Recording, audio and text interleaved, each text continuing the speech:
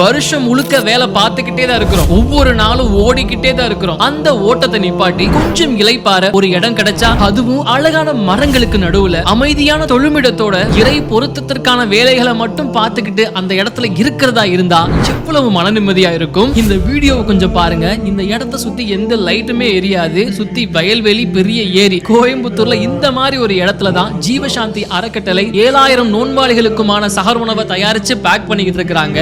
வளாகத்துக்குள்ள நுழைஞ்சதுமே வலதுபுறம் பாத்தீங்கன்னா அந்த அழகான தொழுமிடம், அதுவும் இந்த வருஷம் தான் கட்டியிருக்கிறாங்க. இடதுபுறம் பாத்தீங்கன்னா ஒவ்வொரு அண்டாவா சகர் உணவு தயாராக அன்பாலயம்னு போட்டிருக்க இந்த இடத்துல தான் நிறைய மக்கள் இஸ்லாத்தை தங்களுடைய வாழ்வியலா ஏற்று திருக்குரான அன்பளிப்பாவும் வாங்கிட்டு போயிருக்கிறாங்க. இதுல மிகைப்பான ஒண்ணு என்னன்னா, இந்த வருஷம் தன்னார்வலர்களாக தங்களை இணைச்சுக்கிட்டவங்கல அதிகமானவங்க இந்துக்களும் கிறிஸ்தவர்களும். இப்படித்தான் கோயம்புத்தூர்ல மாமா மச்சான் அண்ணன் தம்பின்னு விறுவிறுப்பா சகர் உணவை பேக் பண்ணிக்கிட்டு இருந்தாங்க. ராத்திரி 12 மணிக்கு பேக் ஆகி முடிக்கிற சகர் உணவை அந்தந்த ஏரியாவுக்கான பொறுப்பாளர்கள் டூ வீலர்ல எடுத்துட்டு போறாங்க, கார்ல எடுத்துட்டு போறாங்க, வேன்ல எடுத்துட்டு போறாங்க. ஒரு பக்கம் தேவையுள்ள மாணவ மாணவியர்களுக்கு சகர் உணவு கிடைக்குது. இன்னொரு பக்கம் அந்த அமைதியான இடத்துல பல மனங்கள் நிம்மதியை தேடிக்குது. நீங்களும் அங்க போகணும்னு நினைச்சீங்கன்னா ஸ்கிரீன்ல தெரிய நம்பருக்கு கால் பண்ணிட்டு கண்டிப்பா ஒரு நாள் போங்க. ரமதான்குள்ள போங்க.